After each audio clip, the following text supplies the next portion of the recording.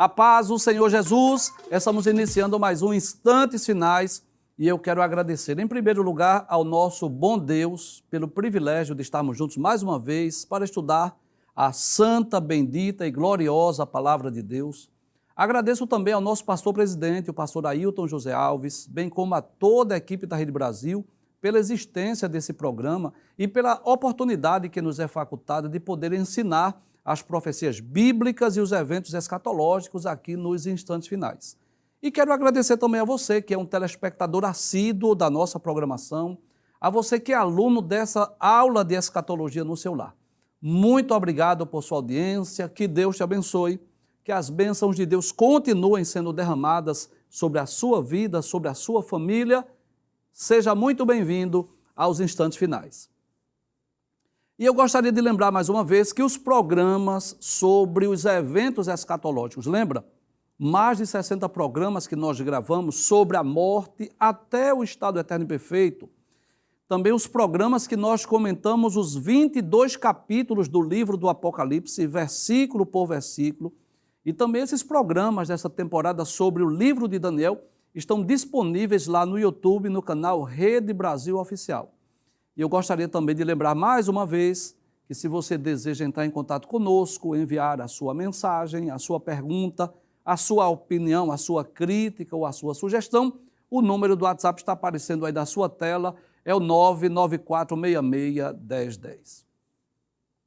Muito bem, como é do seu conhecimento, nós estamos estudando o penúltimo capítulo do livro de Daniel, que é o capítulo de número 11. Nos programas anteriores, nós já estudamos os versículos 1 até o versículo de número 20 e vimos que esse capítulo trata de diversos temas, de diversas profecias. Se você dispõe de uma Bíblia, abra por gentileza no capítulo 11, você vai perceber que a epígrafe fala sobre 3 temas principais. O primeiro seria que o Império Medo-Persa seria destruído pelo rei da Grécia, e esta profecia já está nos versículos 1 a 3 que nós já estudamos. Nós vimos que depois da Babilônia veio o Império Medo-Persa, que foi vencido exatamente pela Grécia, foi vencido, sucumbido por Alexandre o Grande. Vimos também o segundo tema principal, que é o reino será dividido em 4. Isso está de forma mais específica no versículo de número 4. Você já sabe disso, nós já estudamos que Alexandre morreu muito jovem, aos 33 anos. Não se sabe ao certo se ele foi envenenado ou se ele morreu de alguma doença, como a malária, por exemplo. Mas a verdade é que ele não deixou herdeiros, ele não tinha filhos, e o seu grande império, o Império Grego, foi dividido para 4 de seus generais. Só que a terceira profecia principal desse capítulo fala sobre guerra entre o rei do sul e o rei do norte. Então, nós já estudamos nos programas anteriores, que houve diversas guerras entre o rei do norte e o rei do sul, ou seja, entre a Síria e o Egito, envolvendo aí os Seleucidas, os Ptolomeus, que foram 2 generais de Alexandre que sucederam o Império Grego. Nós já dissemos aqui em programas anteriores que essas guerras envolvendo os Seleucidas e os Ptolomeus, ou seja, o povo da Síria e do Egito, não estão registradas na Bíblia. Está a profecia, mas a história não está. E por quê? Porque elas ocorreram exatamente naquele período denominado de período interbíblico. Lembra disso? Aqueles 400 anos entre o livro de Malaquias e o evangelho escrito por Mateus, você lembra? Mas é bom lembrarmos que o seu cumprimento pode ser comprovado pela história. Inclusive hoje, no programa, nós vamos indicar um dos livros mais extraordinários sobre a história dos hebreus, que foi escrito por Flávio Joséfo, onde ele retrata ou detalha a história, o que ocorreu com o povo judeu nesses dias. Então, hoje nós vamos dar continuidade ao estudo do capítulo 11, nós vamos estudar a partir do versículo de número 21. Você já percebeu que essas profecias nós estamos falando até de forma mais rápida, pelo fato de serem profecias que já se cumpriram e envolveram, na verdade, esses povos, O povo da Síria e o povo do Egito, os Seleucidas e os Ptolomeus, o rei do norte e o rei do sul. E pelo fato dessas profecias não estarem diretamente relacionadas ao povo judeu, então nós falamos de forma mais rápida. Mas você vai perceber também que estas profecias vai culminar também no governo de Antíoco Epifânio, que foi um ferrenho perseguidor do povo judeu, que foi conhecido, né, no Antigo Testamento como o anticristo do Antigo Testamento. E aí nós vamos falar mais um pouco sobre esse personagem que nós já estudamos em programas anteriores. Então eu espero que você esteja com a sua Bíblia, que você esteja acompanhando estas profecias acerca do livro de Daniel. Vamos dar continuidade. Capítulo 11, versículo 21. Pode abrir a tela, por gentileza? Diz assim: depois se levantará em seu lugar um homem vil. Ou seja, depois de Seleuco Filopáter, que foi o último que nós falamos no programa anterior, o último dos Seleucidas, se levantará um homem vil. E o que é um homem vil? Um homem vil é uma pessoa má, uma pessoa desprezível, uma pessoa de má índole, uma pessoa perversa, uma pessoa traiçoeira. E quem foi este homem vil? Com certeza, este homem chamado Antíoco Epifânio, que foi filho de Antíoco o Grande e foi rei do norte. Esse monarca Seleuco, ele ficou conhecido como o anticristo do Antigo Testamento. E a história diz que Antíoco pediu soldados e recursos ao rei de Pérgamo e apossou-se do reino da Síria. Ele ficou conhecido como Antíoco IV ou Antíoco Epifânio, também chamado de Ilustre, e começou a reinar por volta de 175 a.C., e o seu reinado durou aproximadamente 11 anos. Antíoco Epifânio foi o grande perseguidor dos judeus na Palestina. Nós já tivemos a oportunidade de falar sobre ele quando nós estudamos o capítulo 8 do livro de Daniel, não sei se você lembra disso. Mas um dos seus objetivos é que ele decidiu exterminar o povo judeu e a sua religião. Ele chegou a proibir o culto a Deus e recorreu a todo tipo de torturas para forçar os judeus a renunciarem à sua fé em Deus. E a história nos diz que no ano 167 a.C., Antíoco enviou a Jerusalém um grande exército e os soldados saquearam a cidade, levaram cativas mulheres e crianças e, além disso, a maior parte dos rolos sagrados foi rasgada e queimada. Aqueles rolos santos, né? Os papiros, os pergaminhos, os textos bíblicos que os judeus guardaram com tanto carinho, a maior parte deles foram queimados e rasgados. Eles, inclusive, proibiram que os judeus praticassem a sua religião, bem como as suas festas, as suas celebrações. Você sabe disso, né?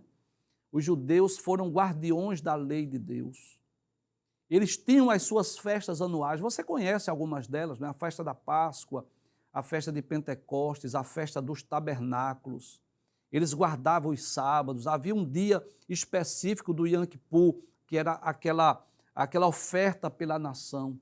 E os judeus guardavam isso com muito zelo, mas Antíoco Epifânio, com os seus soldados, os seus exércitos, proibiram os judeus de praticarem a sua religião. E o castigo para aqueles que guardavam o sábado, guardavam os dias santos, era simplesmente a morte. Veja que coisa terrível. É por isso que ele é chamado aí nas profecias de um homem vil. Os judeus eram mortos simplesmente por guardarem o sábado, não é? E como se não bastasse, o que foi que ele fez? Ele mandou colocar uma imagem de Zeus sobre o altar do templo. Você sabe disso. Nós já dissemos aqui que os judeus, quando retornaram de Babilônia, eles foram curados da idolatria. Eles nunca mais foram idólatras. E agora Antíoco Epifânio faz com que uma imagem, uma estátua de Zeus, fosse colocada onde? No altar do templo. E os sacerdotes receberam ordem para sacrificar porcos lá no altar. A crueldade, a intolerância religiosa de Antíoco Epifânio fizeram dele um tipo do futuro anticristo e ele foi realmente, como diz a profecia, um homem vil. Traz o texto mais uma vez. O texto continua dizendo, né? Depois se levantará em seu lugar um homem vil, ao qual não tinham dado a dignidade real. Mas ele virá caladamente e tomará o reino com engano. Então, quando o anjo diz, você sabe que isso é um ser angelical falando com Daniel, você sabe disso. E quando o anjo diz que ele não tinha dignidade real, significa dizer que ele não estava na linha de sucessão. Ele era um dos filhos mais novos. Mas, como disse, não é, a profecia, ele tomou o reino com engano, ou seja, com astúcia. Então ele enganou a sua própria família. A sua maldade, a sua sagacidade não foi só para com o povo judeu, não, mas também contra a sua própria família. E ele, com engano, com astúcia, usurpou o reino e tornou-se rei no lugar de seus irmãos. Abra a tela, versículo 22, pode passar o texto, por gentileza. Diz assim: e com os braços de uma inundação serão arrancados de diante dele e serão quebrantados, como também o príncipe do concerto. Eu tive o cuidado de ler esse texto em outras versões para facilitar a nossa compreensão. E, inclusive, eu quero até deixar essa dica para você, né? Quando nós lemos um texto que parece que não está muito claro, o que é que nós fazemos? Nós vamos a uma outra versão, que tem uma linguagem mais simples, né? Você pode recorrer, por exemplo, à Nova Almeida Atualizada, ou à Nova Versão Internacional, ou a Bíblia na linguagem de hoje, ou a Bíblia Viva, por exemplo. E para facilitar a nossa compreensão, eu vou ler esse texto em duas versões diferentes. A primeira na NVI. O que é que diz o texto? Diz assim: então um exército avassalador será arrasado diante dele, tanto o exército como um príncipe da aliança serão destruídos. Isso é o versículo 22 na Nova Versão Internacional. Na Nova Almeida Atualizada, que é também uma linguagem que eu gosto muito, né? Uma versão, melhor dizendo, diz assim: exércitos serão arrasados diante dele, serão esmagados, inclusive o príncipe da aliança. E eu estive lendo também um comentário que eu sempre costumo ler quando estou preparando esse assunto sobre o livro de Daniel, do pastor Severino Pedro da Silva, no seu livro Daniel, versículo por versículo, onde o pastor Severino Pedro da Silva diz que Antíoco Epifânio, com astúcia, ele fingiu um concerto, um pacto, uma aliança com Ptolomeu Filopater, e depois desse tratado de paz, ele veio caladamente como uma inundação, como diz a profecia. Ele tomou os lugares mais férteis da província e depois revoltou-se também com o próprio Ptolomeu Filopater. Então, de acordo com o pastor Severino Pedro da Silva, no seu livro Daniel, versículo por versículo, ele diz que o príncipe do conceito desse texto refere-se a Ptolomeu Filopater. Então, você vai perceber isso, que houve, na realidade, várias tentativas entre os Seleucidas e os Ptolomeus a fazerem esses pactos, a fazerem essas alianças, mas, na maioria das vezes, não havia o interesse por parte de ambos de haver paz entre eles. Na verdade, eram conchavos políticos, eram acordos políticos, eram alianças políticas, mas um querendo usurpar o reino do outro. Veja que coisa interessante. Dos 4 generais, 2 deles se mantiveram na sua área, mas os Ptolomeus e os Seleucidas, né? Ou seja, esses 2 generais e os seus descendentes viveram em guerras constantes com o intuito de um usurpar o reino do outro.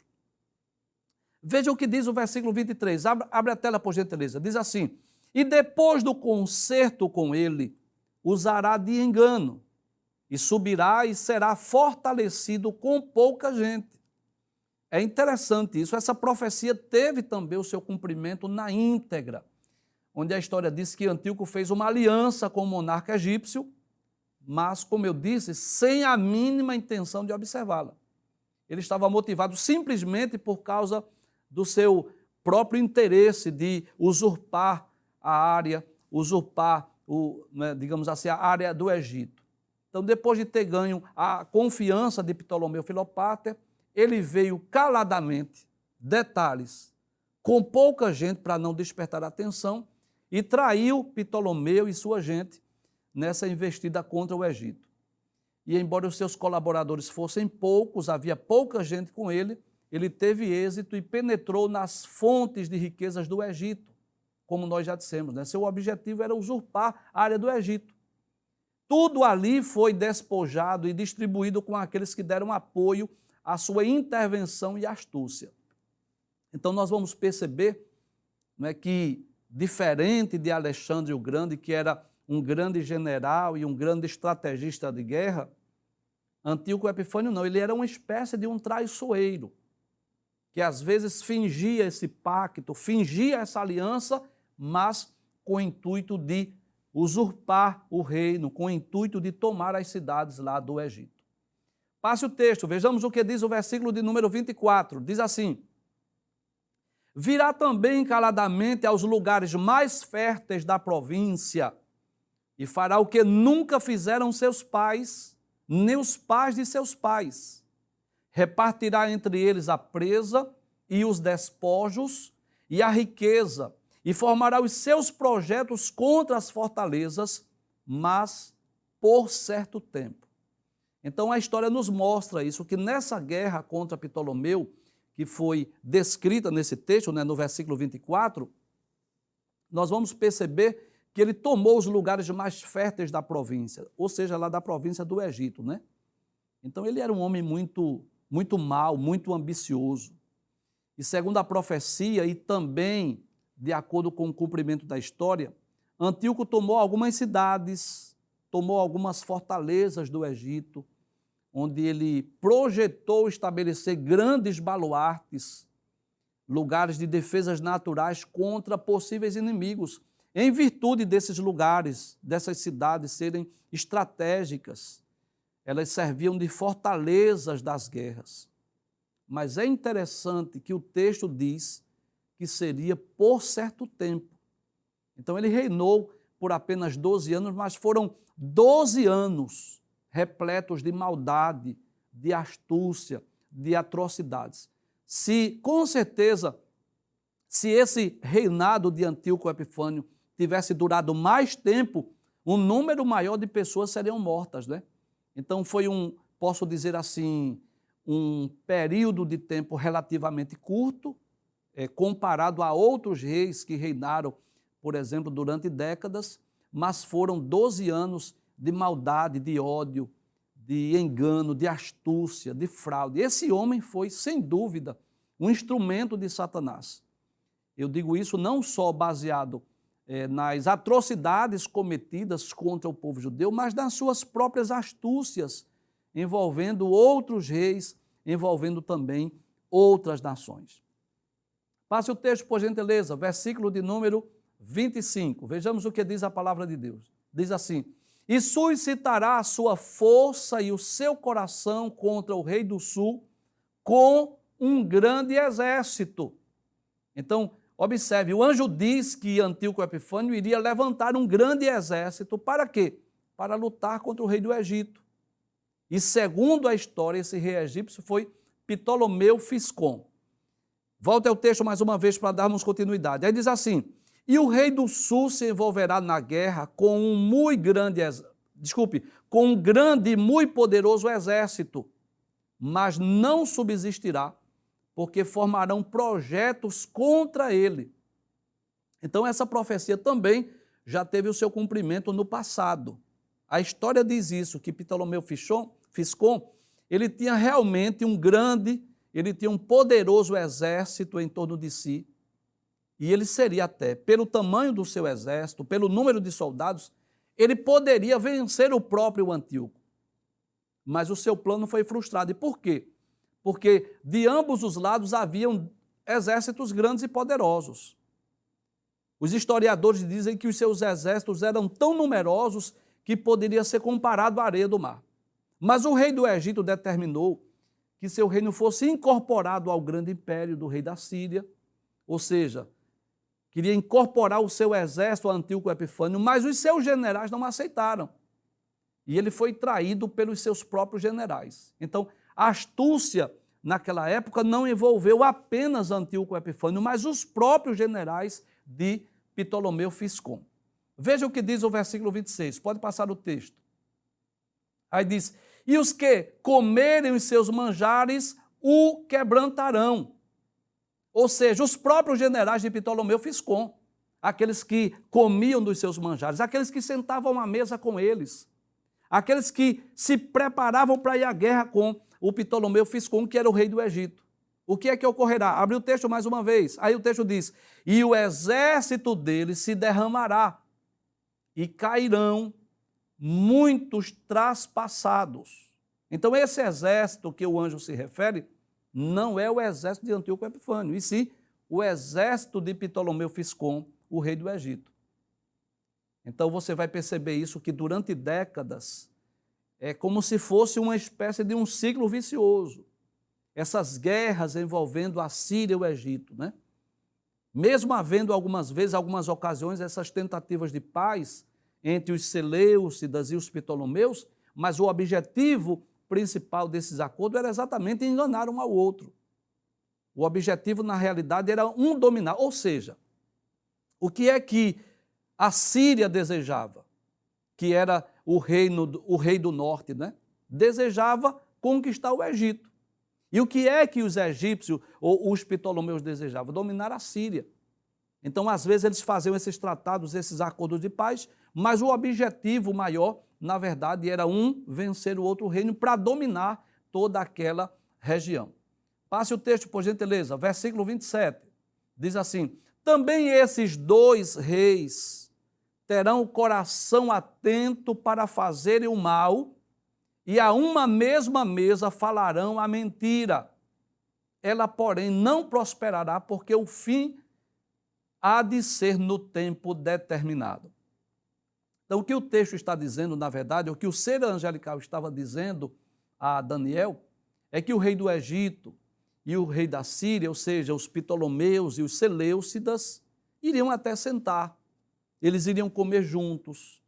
Eles estariam sentados à mesma mesa, eles fariam acordos, eles fariam alianças, mas esses acordos não seriam cumpridos, porque o intento qual era? Era o engano, era a falsidade, era usurpar o reino do outro. E, na verdade, eles chegaram a se sentar, a fazer acordos, a fazer aliança, mas nenhum deles cumpriram seus acordos, porque agiam com engano, agiam com fingimento. E eu posso dizer que a história hoje se repete. Lendo essas profecias, estudando a história, nós vamos chegar a essa conclusão. Que os homens, não é, com a sua ganância, com a sua avareza, com a sede do poder, com o desejo de usurpar o reino do outro, fez com que várias lutas, várias batalhas fossem travadas no decorrer da história. É claro que esse texto, essa profecia, fala de um grupo específico envolvendo o Egito e a Síria, envolvendo os Ptolomeus e os Seleucidas, claro. Mas se lermos a história dos homens, nós vamos perceber que isso já vem de milênios, de séculos atrás. Essa busca, essa sede pelo poder fez com que milhares de pessoas inocentes fossem mortas nas guerras, nos conflitos, nas conquistas das terras. Nós vimos aí, quando nós estudamos a história dos grandes impérios. E nesse aspecto eu posso dizer que há um aspecto diferente da Grécia do Império Babilônico, do Império Medo-Persa. Então há um aspecto diferente, você já deve ter percebido isso. Porque depois do Império Babilônico, vieram os dois povos, os medos e os persas, e conquistaram a Babilônia. Você já viu isso, né, quando nós estudamos os capítulos anteriores. Depois do Império Medo-Persa, vem Alexandre o Grande e conquista o Império Medo-Persa. Mas depois de Alexandre, nós vamos perceber isso, que não houve assim uma sucessão de um grande e poderoso império. Essas guerras, na verdade, elas giraram em torno desses Ptolomeus e dos Seleucidas. E o objetivo pelo qual, talvez você pergunte, por que é que esse capítulo dá tanta ênfase a esses reis, o rei do norte e o rei do sul, aos Seleucidas e aos Ptolomeus? Exatamente pelo fato de fazer menção a essa profecia, a esse homem mau, esse homem sanguinário, esse homem violento que era Antíoco Epifânio, esse anticristo do Antigo Testamento. E você vai perceber, se não hoje, mas no próximo programa, que este homem, na realidade, ele tornou-se uma espécie de um tipo do anticristo, e essa profecia, ainda do capítulo de número 11, nós podemos olhar para essa história olhando para o passado, para esses eventos, essas guerras, esses conflitos que já ocorreram no passado, mas nós também podemos olhar para as atrocidades, para os atos violentos contra o povo judeu que ocorrerá no futuro através do governo do anticristo. Então, nada na Bíblia é obra do acaso. Há uma razão pela qual a profecia descreve tantos detalhes. Você vai perceber isso.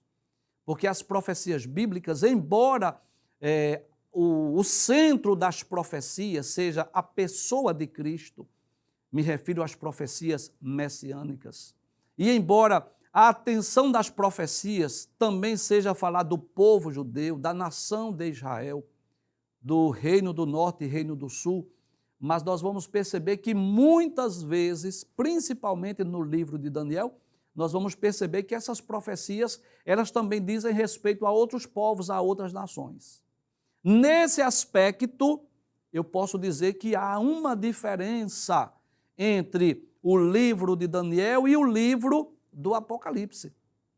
Se você acompanhou o estudo dos 22 capítulos do livro do Apocalipse, você vai perceber isso. Que a grande maioria das profecias bíblicas lá do Apocalipse ainda são futuras, ainda vão ocorrer no futuro próximo, não é? Que são as profecias que dizem respeito principalmente, além de outros temas, claro, mas principalmente sobre a grande tribulação, sobre a vinda de Jesus em glória, sobre o reino milenial de Cristo, sobre a última revolta de Satanás, sobre o juízo final, sobre novos céus, nova terra, o estado eterno e perfeito. Mas você vai perceber nas profecias de Daniel que, embora sejam também mencionadas profecias futuras, como nós vamos ver as profecias sobre o anticristo, sobre as ressurreições, sobre as batalhas que ocorrerão durante a grande tribulação, embora fale também de uma forma sucinta sobre o reino milenial, mas você vai perceber nas profecias de Daniel a ênfase nesses grandes impérios, que começa a ser estudado no capítulo 2, no sonho daquela grande estátua. Depois nós voltamos a falar sobre elas no capítulo de número 7, quando Daniel vê aqueles 4 animais simbólicos. Depois, no capítulo 8, você percebeu isso, quando tem aquela visão do carneiro e do bode, mais detalhes. Depois Daniel começa a descrever que aquela ponta do bode foi quebrada, referindo-se a Alexandre, e surgiam 4 pontas, que são exatamente esses 4 generais que procedem de Alexandre. Capítulo de número 9 também fala das profecias futuras das 70 semanas. E no capítulo 10, capítulo 11, nós vamos perceber que a ênfase aí gira em torno exatamente desses generais, mas de forma mais específica, os Seleucidas e os Ptolomeus. Então nós vamos observar que não houve assim de imediato, você vai perceber isso na história, que não houve de imediato aquela sucessão. Não foi rapidamente que Roma sucumbiu os generais gregos, né, que procederam de Alexandre, e tornou-se um grande império.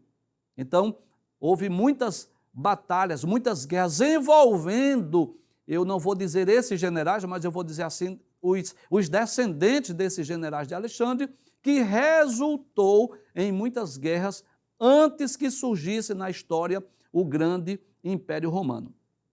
Então, isso diferencia, não é? Como nós já dissemos, do Império Medo-Persa, que já sucumbiu imediatamente à Babilônia, ou do Império Grego, que sucumbiu ao Império Medo-Persa. Nós vamos observar que entre esse Império Grego e o surgimento do Império Romano, ele foi marcado por grandes guerras, por grandes conflitos, mas, acima de tudo, nós vemos aí essa avareza, esse desejo, essa busca pelo poder desses descendentes desses generais de Alexandre, que visava, não é, dominar o mundo, a busca pelo poder, que resultou em muitas guerras e muitos conflitos.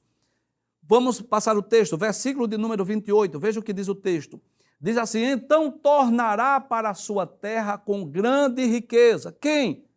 Antíoco Epifânio. Aí diz o texto: e o seu coração será contra o santo concerto, e fará o que lhe aprouver, e tornará para a sua terra. Então essa profecia fala mais uma vez da maldade, da crueldade desse homem chamado Antíoco Epifânio contra o povo judeu. Porque a história diz que no ano 168 a.C., Antíoco Epifânio voltou da sua expedição com grande riqueza. E ele marchou agora para a Judéia, onde ele praticou grandes atrocidades ali. É por isso que a profecia vai girar em torno desse personagem. Nessa viagem de volta, ao atravessar a Palestina com o coração contrário ao Santo Concerto, ou seja, voltando-se contra Deus, contra a sua lei, contra o povo judeu, o que foi que ele fez? Ele saqueou o templo em Jerusalém. E aí eu quero explicar mais uma vez, né? Relembrar aquilo que você já sabe. Você sabe que no ano 600 da era cristã, Nabucodonosor destruiu o templo. Você sabe disso. Em 536, ou seja, 70 anos depois, Ciro mandou o povo retornar para reconstruir o templo. Lembra disso? Então, o povo havia voltado para Jerusalém nos dias de Zorobabel, de Esdras, de Neemias. Voltaram a reconstruir. Mas agora, por volta do ano 168, o que foi que Antíoco Epifânio fez? Ele saqueou o templo mais uma vez. E por que saqueou o templo? Aí eu vou lembrar o que nós já dissemos em programas anteriores. Porque havia, primeiro, os utensílios no templo, que havia um valor monetário, um valor financeiro. E por que isso, professor? Porque os utensílios eram de ouro, era de prata. Então ele tinha um valor religioso para o povo judeu, não é? O candelabro, o altar de incenso, enfim, os utensílios lá do templo. Mas para outros povos, para outras nações, havia um valor financeiro, um valor monetário. Então ele veio e saqueou o templo. E quando saqueava o templo, levava esses utensílios geralmente para a casa do seu Deus, para numa forma de demonstrar a superioridade dos seus deuses, né? Então, como não deu certo a sua investida lá contra os Ptolomeus, ele vai agora investir contra o povo judeu. Passe o texto mais uma vez. Observe, versículo 29, diz assim: no tempo determinado, tornará a vir contra o sul. No tempo determinado, tornará a vir contra o sul. Ou seja, o anjo diz que no tempo determinado, o Antíoco Epifânio tornaria a pelejar mais uma vez contra o Egito. E dessa vez, ele não seria vitorioso. Veja o que o texto diz. O texto continua dizendo: mas não será na última vez como foi na primeira. E é interessante que o Dr. Champlin, no seu comentário, pode trazer a tela? No seu comentário do Antigo Testamento, versículo por versículo, diz que essa batalha ocorreu em 168. E dessa feita, Antíoco Epifânio não foi vitorioso. Passe o texto, versículo 30, que é o último texto que nós vamos estudar hoje. Diz assim: porque virão contra ele navios de Quitim, que lhes causarão tristeza.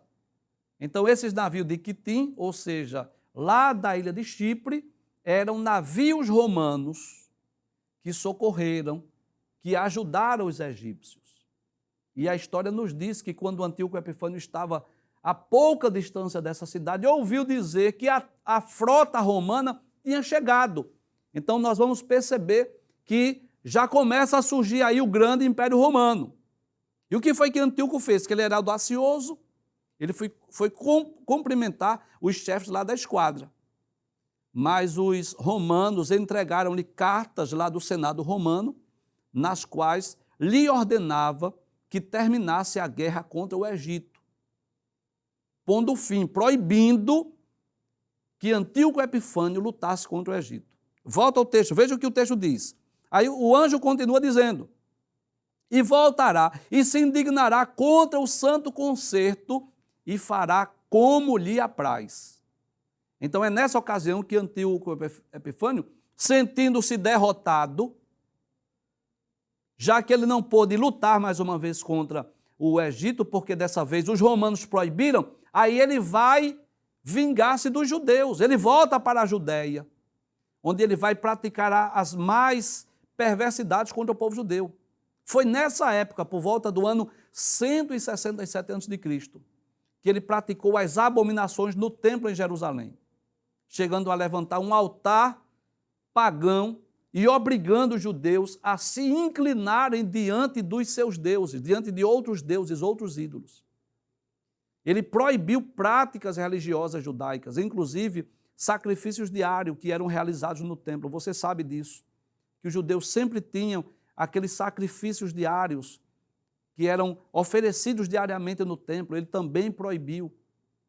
Nessa época, a história diz que Antíoco Epifânio, ele enviou um exército com 22 mil soldados que invadiram Jerusalém. E num dia de sábado, além de matar muitos judeus, levaram mulheres e crianças como escravas, saquearam a cidade, proibiram as práticas religiosas entre os judeus, inclusive proibiu o pacto da circuncisão e ordenou que os rolos sagrados fossem queimados. Além disso, como se não bastasse toda essa crueldade, ele erigiu um altar a Zeus no mesmo lugar do altar dos holocaustos. Então ele fez muitas atrocidades. Já que ele não pôde lutar contra os egípcios, por causa das cartas romanas que foram enviadas para ele, do Senado romano, aí ele se vinga dos judeus. Volta o texto mais uma vez, veja o que a palavra de Deus nos diz. Diz assim: e ainda voltará e atenderá os que tiverem desamparado o santo concerto. Ou seja, essa profecia diz respeito ao fato de alguns judeus apostatarem da fé e se unirem a Antíoco Epifânio. E por que alguns judeus apostataram da fé? Por causa do sofrimento, por causa das atrocidades. Principalmente aqueles que eram israelitas, que habitavam em Samaria, que até negaram que eram descendentes, eram da mesma linhagem, e abandonaram o santo concerto. Temeram a morte, temeram as perseguições, temendo os muitos sofrimentos, as muitas atrocidades. Alguns judeus se tornaram até apóstatas, até abandonaram a religião judaica, exatamente temendo a morte e temendo os sofrimentos. Então você vai perceber que, além dessas guerras envolvendo Antíoco Epifânio com os egípcios, nós vamos perceber que o seu ódio, a sua maldade, a sua crueldade é voltado principalmente para o povo judeu. E claro, você sabe disso, não resta dúvida que havia uma intenção maligna e diabólica, satânica, porque estava prestes o dia de Deus cumprir a sua promessa. Você sabe disso. Isso foi mais ou menos 167 a.C., então, um pouco mais de um século depois, Jesus viria ao mundo. Então, esses atos, essas atrocidades cometidas contra o povo judeu, na verdade, o objetivo era Satanás impedir que Cristo, que o Messias, viesse ao mundo para dar a sua vida por nós.